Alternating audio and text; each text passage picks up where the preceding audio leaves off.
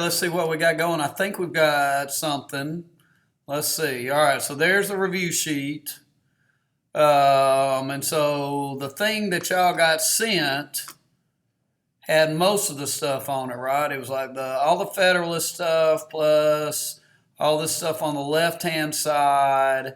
And so then we're starting right Tocqueville right there. Now I don't have like a slide on Tocqueville, but Tocqueville, we talked about it the day some of y'all gone to youth leadership. But these guys said, democracy in America worked in the age of Jackson because we solved problems together. Civic organizations was his, what was the name of that? He called it voluntary associations. That's what he called it. So, there's some things an individual can't do, but but at the same time, the government shouldn't have to do because it's going to put too much on the government. So community is kind of an intermediate level of problem solving. That's good for our character if we get involved in communities. It's good for Americans' character. So that was Tocqueville's argument. That's why, like, he tells the story of a French guy comes to a tree blocking a road. He wants the government to move the tree for him. American guy comes to a tree blocking the road. He goes to his neighbors. They get their axes out. They chop up the tree. This is in the 1830s. They move out of the way until he can keep on going. All right, and so then when you fast forward, Putnam writing in the 90s is saying we've got to decline a community. That once upon a time in the 50s, everybody bowled in leagues and they joined the PTA and the Kiwanis Club, and local communities really thrived and could solve local problems together. But we've become isolated from each other and alienated, and so we don't do that stuff together anymore. As evidence, one of his evidence was that more people bowl in their report, but they bowl alone rather than in leagues. So that's kind of what we're trying to do Friday, is offset that. See if bowling together has a good effect on us. Kind of the opposite effect of social media on us, something like that. Okay, so there's that. Okay, so then if I go to the PowerPoint, let's see what I got. Ooh, not that. Good gracious. All right. What if I think if I go to, I think it's number 368. Yeah, look at there, 358. All right, so you look at that. We don't vote as much as other countries do. We talk about stuff more than they do. There's the things, there's the extensions of the vote, the Jacksonian, white male era, then black men, then women, then Indians got the right to vote in 1924, Washington, D.C. got the vote with the 23rd Amendment, no poll tax. So you've got this gradual extension, more and more people vote. Over time, as more people vote, a lower percentage votes, because these new groups vote in lower percentages. Somebody's not in that. It's all about habits. Aristotle talks about habits. If a group's not in the habit of voting, when they get the right to vote, they're not going to do it for a while in as high a percentage as folks who have been doing it for a while. So the percentages have gone down over time. All right. Other countries have automatic registration. So that's why we're a lot lower than other countries. I got to get y'all registered one day. And also, we vote on everything under the sun. So I've got to go vote one afternoon. I still haven't voted on the thing for early November for the school board and so forth. So we have so many elections that drive down turnout. Okay. Also, we vote less than we used to back in the good old days of the party boss and corruption. Hey, you had people cheating and stuff in the ballot box, but everybody voted because everybody's job depended on the outcome of these local elections. So when corruption goes down, especially with the Australian ballot that the progressives introduced, turnout went down. So remember, what did I say? I took a poll, and y'all said you thought you'd rather have honest elections than high turnout. And then I said, yeah, but back in the days of the party bosses would select more moderate candidate. In the days of primaries, which is the slides we're coming to, you get these extreme candidates nominated by really, really fired up and left-wing or right-wing voters. Okay, let's see what else we got. Okay, so then you got the registration stuff. So some states have done things to make it easier to register. You don't have to register in North Dakota. You can register on the same day in these states. And no state's allowed to require you to register any more than 30 days before the election. And then you have that motor voter bill that Clinton signed. And so you got all these things that, if you want to, when you go to get your license or your library card or whatever, you can register to vote there. Also, they can't get rid of voters very often. You gotta die if they take your name off the voter roll. According to Motor Voter, Motor Voter had mixed results. Number of people getting registered has gone up. Presidential years, about 50% of Americans, not quite 50% of Americans voted in the Clinton elections, 92 and 96. Here in 2016, it was 60%. So, voting rates have gone up in the last 30 years, in part perhaps as a result of Motor Voter on the presidential level. But in midterms, it's not any better. In fact, it's a little worse. People cast absentee ballots. You might do that when you're in college in a few years. And we've got early voting. And like I said, we've got early voting for this election here in Georgia. And so I can go vote this afternoon if I want to. Got to go pick up pizza. Can't do it. All right. But shows you my priorities. And I teach this stuff. But, we do have the early vote. So I'll try to do it tomorrow.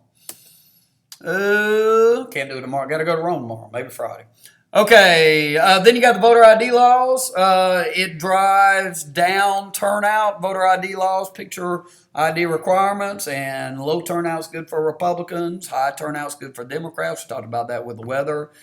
Sunny days good for Democrats. A cloudy day is good for Republicans. The underdog groups that vote Democrat are sometimes voters, whereas the well-established groups that vote Republican, the winners in society kind of, have a real stake in the system, and so they're very reliable voters.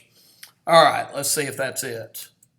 Yep, all right, so that's the media. Now I got to go up to slide number 326, I believe. All right, okay.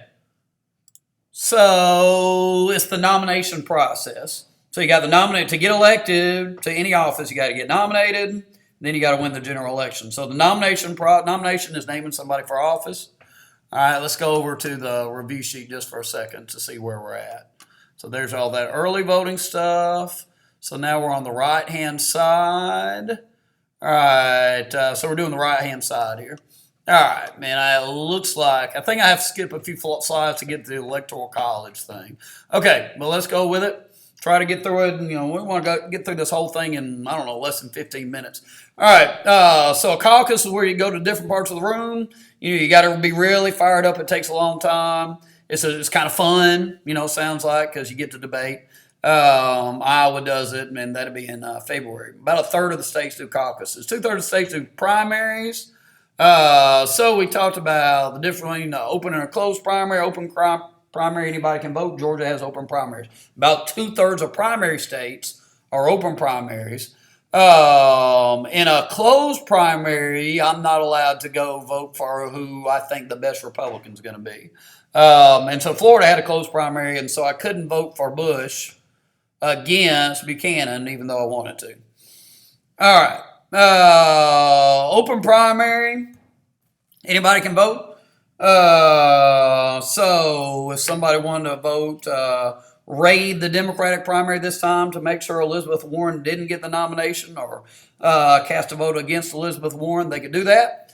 Anybody can vote. And so, last time I told you I voted for Marco Rubio in the Republican primary. Also, independents can vote, and we took note that 40% of voters are independents. And so that's a big deal if independents can't vote in a closed primary, especially since most independents are not really centrist. They lean pretty hard one way or the other, but they just don't declare themselves to be party members. All right. So here, let's add this right here. What was that phrase? Democratic process. Anybody can vote in these things. Undemocratic results. Trump doesn't represent the United States of America. He doesn't. And if Warren was to get it, she would be much more liberal than the United States of America. So you tend to get extremists get the nomination. And then during the general election, generally speaking, what happens is probably a nominee will try to backtrack and move towards the center. Look out for that. You might just see like a little discussion question about that. What do you do if you say something extreme during the primaries in order to get the nomination? Well, you move to the center during the general election to try to win over centrist voters, independent voters, that sort of thing.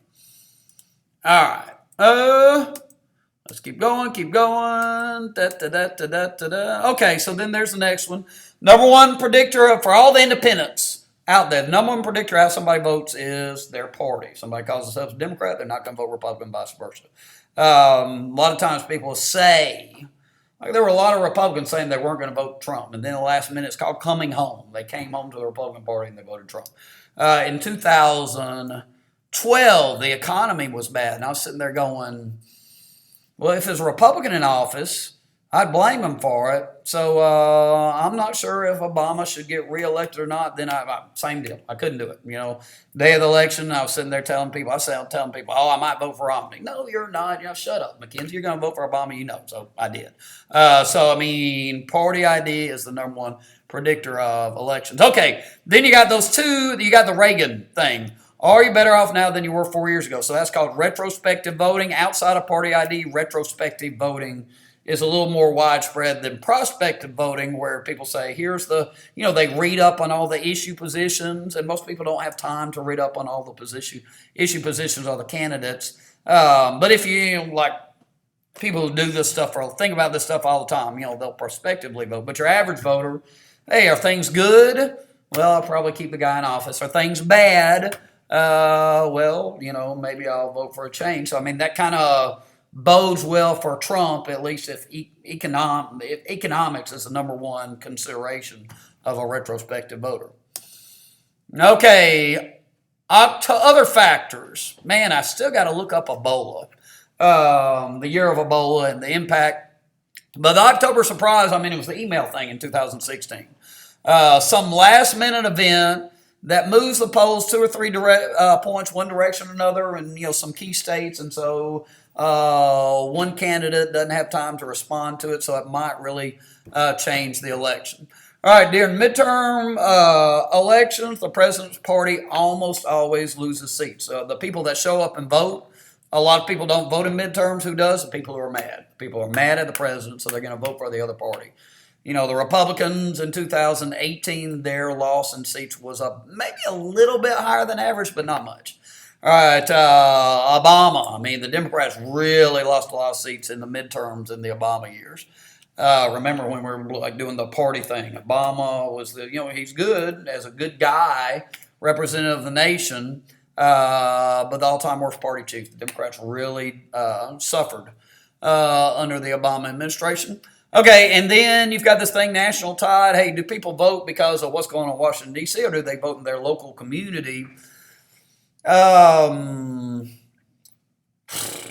10 or 15 years ago, when people really kind of quit for a little while, during the Clinton years and Reagan years, you had what was called split ticket voting, where people, especially folks around here, they would vote for Reagan for president or the Bushes for president, but then still vote for Democrats on the local level. And I made the claim to have ruined that for the local Democratic Party by getting a little carried away with my thoughts that it'd be a good idea for the local Democrats to endorse Barack Obama for president. Okay, the coattail effects. Coattail effects is the opposite of a midterm effect. So in a presidential year, the president's party usually picks up seats. Especially Reagan did, Roosevelt did big time. Turnout, like we said, more voters is better for the Democrats. Sometimes states will do an odd year election so that it's not affected by what's going on in Washington, D.C. All right, and then if it's a close election, whoever's working harder in the different key swing states might win the election. Romney was seen to have a bad ground game in 2012, and Clinton was seen to have a bad ground game in 2016. She took Michigan and Wisconsin for granted, especially. Okay, didn't have enough people there knocking on doors. Ground games really, local members of the local party knock on people's doors saying, hey, can you come out and vote? All right. All right, we said that. So they got fixed terms. So parliamentary, Canada just had an election. They called an election. What's that guy who won? Trudeau. Trudeau got reelected, but it's not fixed terms in Canada or in Britain. So hey, here in the United States, it's fixed terms. Now it's staggered. So every 2 years, all the representatives are up for reelection, but only a third of the senators. And so that means 2/3 of the senators keep their jobs every 2 years. So I mean that was designed by the founders to make sure that change doesn't happen too fast. All right. Most folks get reelected. What's the only thing you can do to lose reelection if you're a member of the House of Representatives? Have a big scandal or compromise with the other side. So I mean that makes working together very challenging. There's lots less competitive seats. A close.